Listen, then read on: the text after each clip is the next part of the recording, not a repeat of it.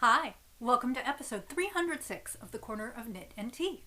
My name is Laura. I'm also known as Fluffyk on Ravelry, Fluffy Kira on Instagram and Twitter. I blog over at thecornerofknitandtea.com, and that's where this episode and every episode show notes will be. I have an Etsy shop where I sell my handspun and my knitting patterns, and that is called The Corner of Knit and Tea. And we also have a Ravelry group called The Corner of Knit and Tea, although I admit it has been dormant of late. So hi, how are you? It is Monday, November 30th. It is almost December. The year is coming to an end, and even though it has been a crazy, wild, disappointing, and crazy year, I can hardly believe that we're almost to the end. It just doesn't seem possible. We are fresh off of celebrating the Thanksgiving holiday weekend here in the US, which of course is a mixed holiday because its origins are not particularly stellar. However, for my family, it is usually a time of the year to reflect and spend time with each other, and we are thankful for all of our blessings. Unfortunately, this year, of course, we could not spend it together. We are scattered about the country. My parents are in California. My sister is in Illinois, Chicago to be specific, and then we are just outside Kansas City. So everybody had their own meals and their own variety of meals, ranging from traditional to low effort to pizza. My sister's kids, for some reason, have not gotten into Thanksgiving foods and like the family traditional stuff. And it's not that we have very outside the norm tradition. We do the turkey and stuffing and mashed potatoes and sweet potatoes.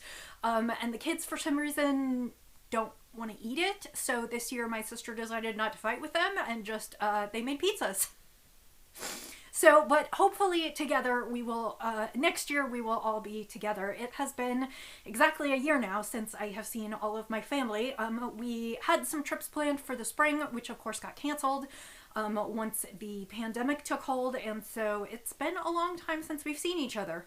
That is helped, of course, by the fact that we can Zoom and video chat, and I can't believe what we did in the days before video chat. I think this year would be far different if not for that. So, but we are thankful that everyone is happy and healthy, and like I said, we all had our own meals, and then we had a family Zoom chat on Friday, which was great. So that's what we did. I did tons and tons of crafting.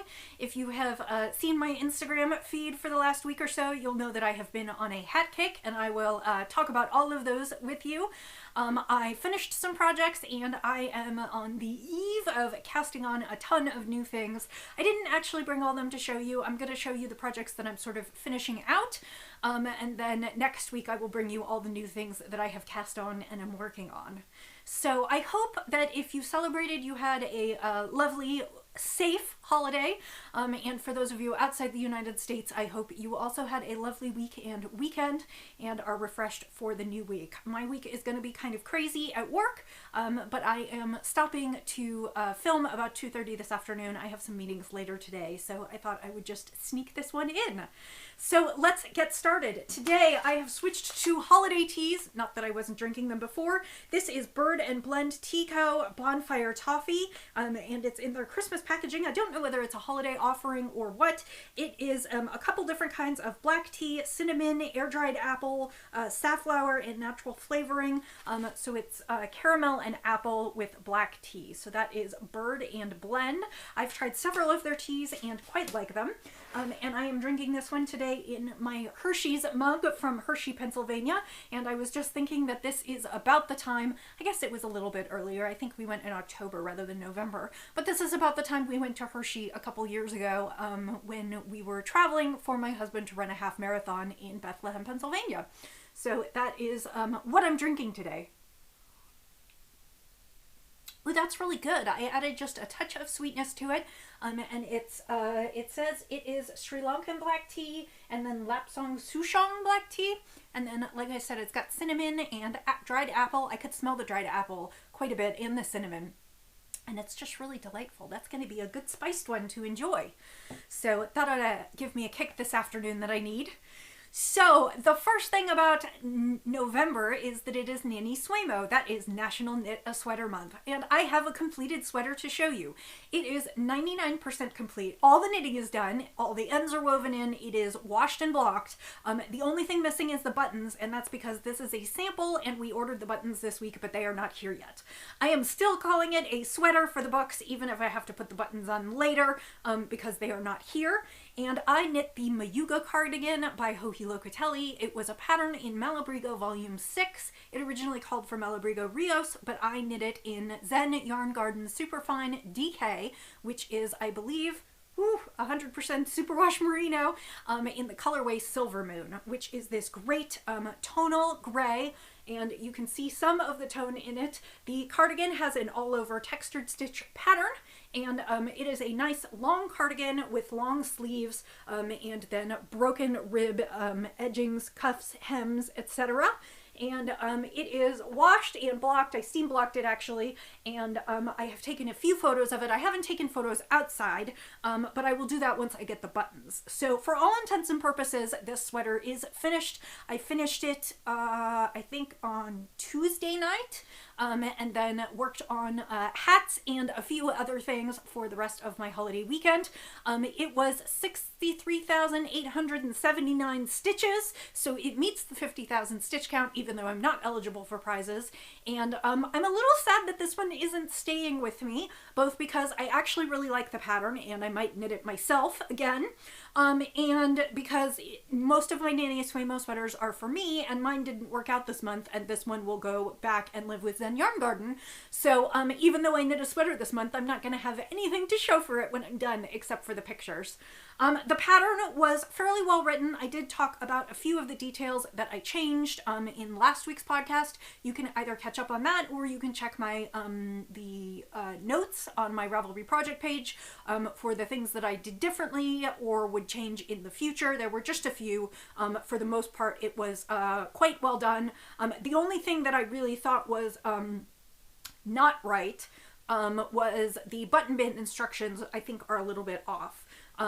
Like I said, the cardigan has a little bit of a V-neck up at the top, and the way the button band instructions are written, it has buttons basically go all the way up the front band, and the problem is that at the neck, it's actually a little bit open and it comes down into a V, and so I think the button band instructions are a little bit off, because I think your top button should be the top of the V.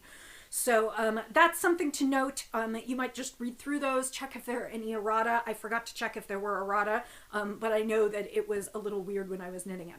So that one is done. I am pleased that I finished that, and I got like 16 or 17,000 stitches into the other one. So really I knit more than 80,000 stitches this month, which is plus all the other stuff. So I was pretty excited about that, and I'm dreaming about what my next sweater cast on will be. So my deal with myself was that when I finished that sweater, which needed to get done for both NaKniSweMo and as a sample, that I would allow myself to spend Thanksgiving week doing two things. One was casting on for a project that I really wanted to knit, and one was knitting some charity hats. So I'll talk first about the first one. The project that I decided to cast on for is Rowan. It is the plume poncho, or plume capelet by Martin Story. It is from this fall's edition of Rowan. It's called Carousel, and it is a bunch of colorwork patterns designed by Martin Story. This is the one that I wanted to do with the feathers. And I ordered the yarn that it called for, which is Rowan Alpaca DK, Alpaca Soft DK, in two colorways. I got the gray, which I can't remember what it is called. It does not say, it just has the shade on here, and the blue, which is Maritime. And it's kind of a navy blue, but it's also got just a hint of something brighter in it, and then just this real kind of cloudy gray. And I can't remember what the gray is called.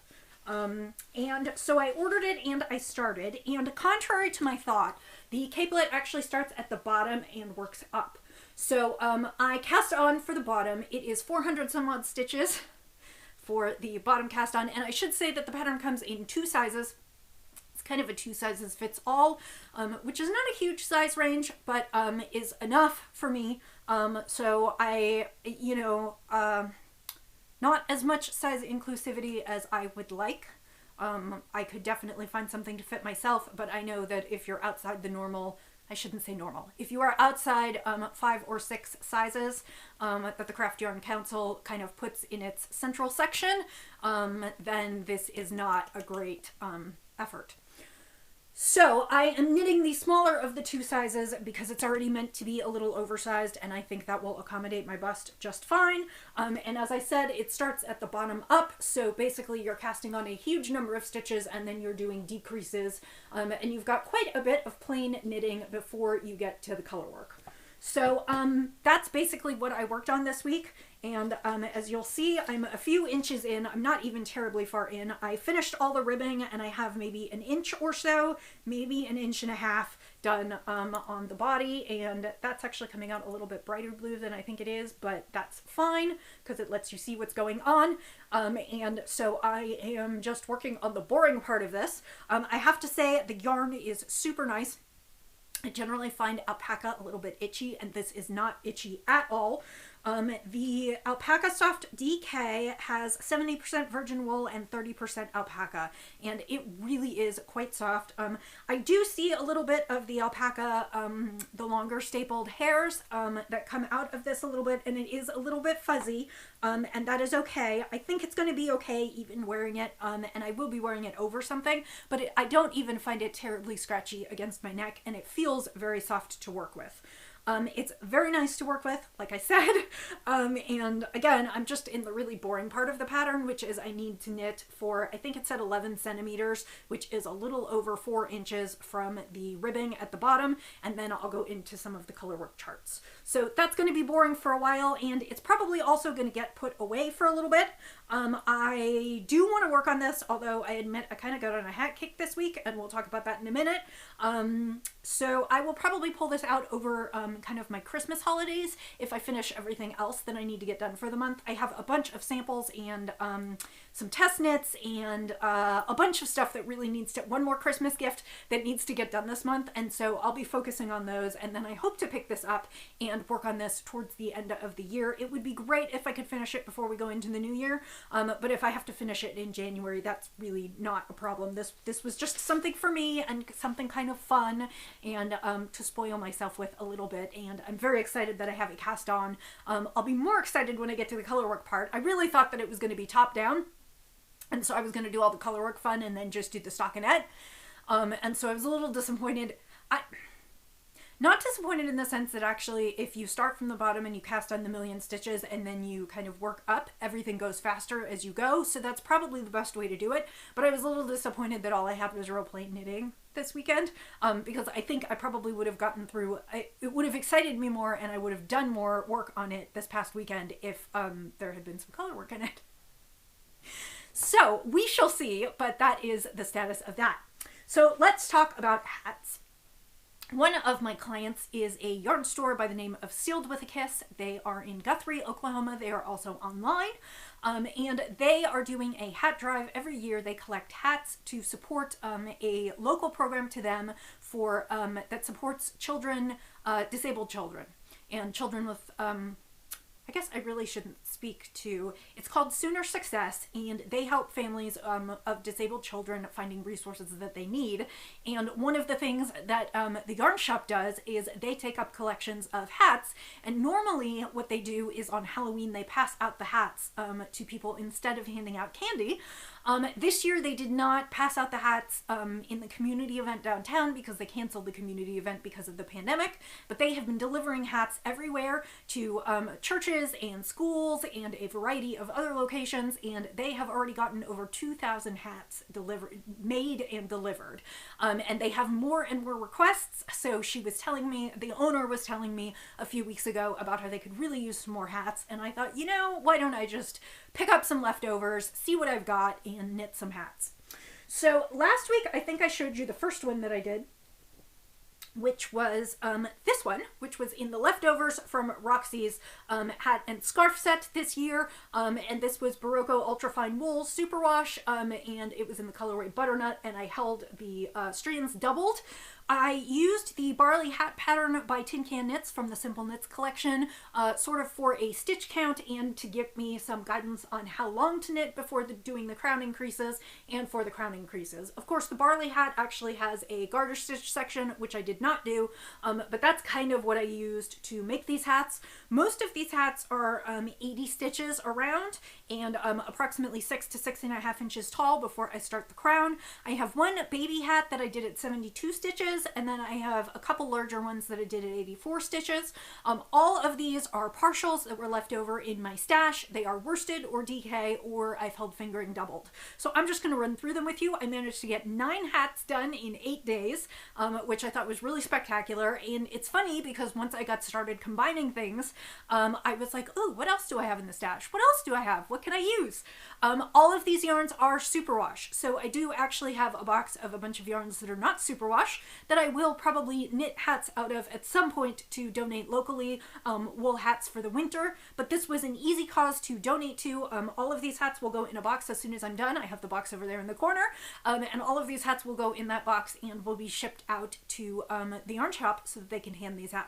So number 1 was this one.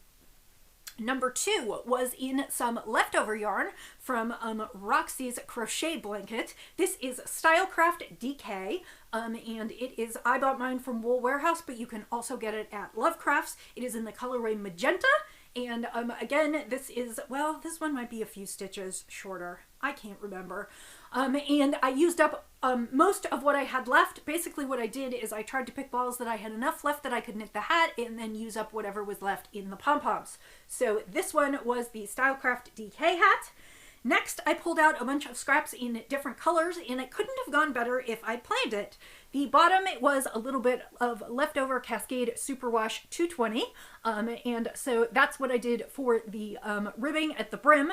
The middle chunk was a little cake that I had left over from Miss Bab's Yowza, and I had knit a sweater from it a couple years ago. And then the top is Ella Rae Classic Superwash, and that I had knit some charity blankets in. And it's funny because the Miss Babs has both the Cascade type shade in it and the Ella Rae. So that is just a little kind of mishmash hat of scraps, and I had enough to do a pom-pom on top. So next up, I joked that this is a Jayhawks colorway. It's not really. KU, their mascot is the Jayhawk, and their colors are red and blue. My husband went to K-State, not KU, and so in our house there's a little bit of rivalry, and K-State comes out on top. These were colors I had in the stash, and I just looked and said, you know, red and blue would go really nicely together. The red is a little bit of Kramer Perfection Worsted that I had left over from a review I did a while ago, and this blue is Lion Brand Homespun that I actually used in a hat for my dad last year, and then of course, like I said, just a little bit left over for the pom-pom on top. The fifth hat was some Miss Bab's Yowza that I had left over in this dark green colorway. I believe I test knit a sweater out of this quite a bit ago, and I had a ball left, and this one actually is one of the 84 stitch hats. And for some reason on this one, I was going to do a pattern on this one because all of my others were unpatterned, and I was like, I could knit a pattern. That would be fun. Do a texture. And so I did the, all of my other ones have 2x2 ribbing. This is a 2x1 ribbing, and I was all set to do a patterned hat, and then I was reading a book, and I just started knitting the stockinette hat round and round and round, forgot completely about the pattern, so it ended up as a non-patterned hat, again, with a pom-pom. The next one was this one. This is the leftover red from Roxy's scarves this time. It is called Sour Cherry. It is Barocco ultrafine wool fingering weight, and then I held it doubled with kind of for marling with a white yarn. And I thought what was really interesting is I held them doubled throughout. I did not do anything to change my tension, and I ended up with some of these stripes, which I thought was sort of interesting. I have no idea why it's striped like that, but I thought that was kind of fun. And of course, a pom-pom out of the leftover Sour Cherry. Used up almost all of both of these in that one.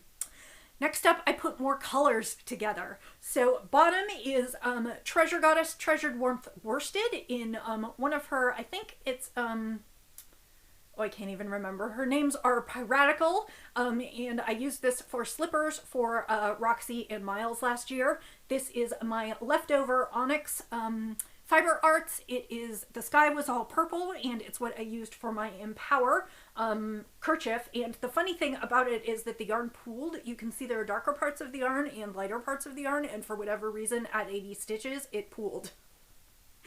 And the top is Handmade Knits. It is her Super Luxe DK. It's a merino cashmere nylon, but I love how it has the little pops of blue and purple in there that almost pick up from this purple. And then I had a little bit of gray left over for a pom-pom. So again, it used up all three of these. Well, I take it back. I still have some of the sugar plum left, but used up a chunk of these in this hat. The next to last hat, I hope you're not getting too bored here, is two colors of worsted that I found. This is Cascade 220 Superwash in kind of a cornflower color, and then the top is Monostil Uruguay. I believe it's their Maxima base, and this was left over from a review knit that I did with their yarn, and I had just a little bit of the pink left over, so I added it to the pom-pom, and I believe I used up both of these, so that one's out the door as well. And on this one, the only thing that I did was I did a slip stitch when I joined it, so it does make it look just a little bit of interlocked. I just did one round of knit one, slip one to make it a little interlocked. And then the final hat out of this batch is this one, and it is Kim Dye's yarn. It was her one of her summer colorways. This is not Fireflies. It might be Fireflies or Glow. Fire Glow. It was one of her Community Matters outreach colorways, and it's got some sparkle in it. It is a DK, and it is highlighter yellow, and I finished the entire ball between the brim and the pom-pom, and then the rest of the hat is Cloudborne Superwash worsted, and I knit a sweater for my sister out of this, and this one I have quite a bit more of, so you'll probably see more hats in that one. So that is my pile of 9 hats. Those are going to go off this week. I love all the pom-poms. They make me so, so happy. I just got kind of a bug up my butt and just wanted to cast on hats. I probably would have gotten further in my plume poncho project if I hadn't been playing with hats all weekend, but I had a blast, and I actually found tons of little bits of yarn, bits that I didn't think I would even use, like what I used in this hat. And so I actually put together a box of all of my leftover superwash yarns, that bits and bobs that can be used in hats. And my plan actually is that if I have some free time over Christmas, I might do hats again. I really, really, really want to cast on a million more hats, but I just don't have the time. I have sample knits I committed to and some other things to get done this month. Like I said, I have one more Christmas gift, and so I just don't have time. But oh my god, they make me so, so happy. So this was a super fun project. If you have leftovers in your stash, I would encourage you, particularly if you have an easy place to send them. I mean, part of what makes this so easy is that I can knit them and I can put them in a box and they go away and I know they're going to a good cause. So if you have a cause near you and you have leftovers and scraps and things that you don't know what to do with, I can highly recommend this project, and you know, have a good time. I love them.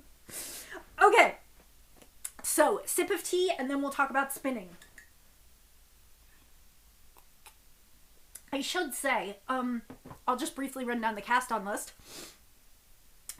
This week I basically have nothing except for that plume poncho on the needles, and I am ready to cast on for all new things. So cast-ons this week include a pair of socks for my brother-in-law for Christmas. Obviously this needs to happen sooner rather than later because I'd like to get my Christmas boxes out no later than the very beginning of the 3rd week of December, counting this is the 1st week of December, and next week I should be able to knit them pretty fast. I'm going to knit Rye by Tin Can Knits, which is a DK to worsted weight knit sock pattern, so my plan is to cast those on tonight and maybe have them done by the weekend. I'm not sure that I'll be able to knit that fast, but we shall see. Next cast on is another sample shawl for Zen Yarn Garden. I will talk to you about that next time, but I have 2 skeins of their superfine fingering weight. It will be a 2-color shawl by Casa Pinka, so I will show that to you next time. I have a sample knit for Knit Picks, which is due in January, so I gotta get moving on that one. That one, unfortunately, I won't be able to show you. And then I have a hat and a scarf that I need to test knit. They are for patterns that will be coming out free for clients in, I hope, December and January, and I will show them to you as I knit them and or as the patterns become available. One is a quick hat pattern, which I think is going to be perfect for last minute gift knitting, and the pattern will be free with sign up for the newsletter, so I will share that with you as soon as that goes live. And then the other is a scarf pattern, and I believe that will be available in January, and it was originally knit in commercial yarn, but I'm going to do up a version in my handspun yarn because I think it would be a fun project for that. So those are the things that I need to do this month. Also sneaking in there, I'm hoping maybe I will finish my woodland crochet afghan and be able to give that to my mother-in-law for Christmas. Iffy on that. We'll see how that goes this month. If not, then I could send it to her in January or save it for the next time I see her. I would love to finish that one and get that off my hooks and done for the year, but I just don't know how the month is going to lay out. And then I'm sure I can come up with a few other things that I need to do this month, but those are kind of the top highlights and what I'll be working on in the next week or two. So I will have all new projects to bring and show you next week, and a couple that I can't show you, but I'll be working on throughout the month and will eventually show you. So let's talk about spins. I had a really good spinning week. Last week, I think I showed you on the bobbin some singles that I had spun up, and I finished chain plying that into a beautiful skein. That was Starling by Wool Gatherings. It was designed after, or it was dyed from a stop saying It was inspired by a photo of a starling and kind of had rainbow colors with reds, orange, yellows, and lots of blues. I chose to spin this end to end, so with long color stripes, and I chose to chain ply it so that I could preserve those stripes. This is a skein of approximately 212 yards. It is squishy. It is a 75% Polworth and 85% Polworth, 15% silk, so it is really, really lovely. It is not super long, but it would make really nice accessories. It would be a beautiful cowl, maybe a hat, or handspun mitts. It does stripe throughout, and the stripe sequence repeats, I think 3 or 4 times throughout. You'd have to take a look. This is up in my Etsy shop now. I put it up last weekend, or I think on Friday, so this is available if anyone is interested. In the interim, I spun a bump from Southern Cross Fibers. It was the October Fiber Club, which everyone should have received by now because I am not in the club, and I purchased it from a club member, and it reached her in America and then shipped to me, and then I spun it. It was called First Star, and it was dark blues and greens, kind of a navy, and it came out absolutely beautifully. This is on South African Superfine Merino, which is one of my favorite things to spin. I think it could very well be the softest fiber I have ever spun. It drafts really thin. My guess is this will be between 350 and 400 yards. It has not had a bath yet. I plied it last night and wound it off today. So if these are your colors and something you're interested in, this will be up in the shop probably in a couple days. I need to, like I said, wash it and send it off. It is, like I said, a teal. It's got a little bit of purple. It's got a little bit of a royal blue, and it's got a navy which almost comes across as black. So it's just, I don't know that the camera is really doing it justice. It has a hard time with blues, but it is just squishy and amazing. So I needed a new spin for a new week. Don't know how much time I'll have to work on this one, but I decided to pull some fiber out of stash. Let me open this up. I pulled some fiber out of deep stash. This is some 2If by Hand fiber. Of course, they are no longer dyeing. It is bright colorways. It is called Pop, Sparkle, and Buzz Electric. It was dyed by Jaylon, and it's on Superwash Merino, and these are the colors. It's purple and orange and blue and red and pink, and I love their colorways, and it is super soft, and I'm excited to spin it, and this will definitely be going up in the shop. So if you want something with some riotous color, keep an eye on the Instagram feed and the Etsy shop. My guess is that I will have this to show you next weekend, and then it will go up in the shop the following week. I just don't know how much time I'm going to have to spin this week.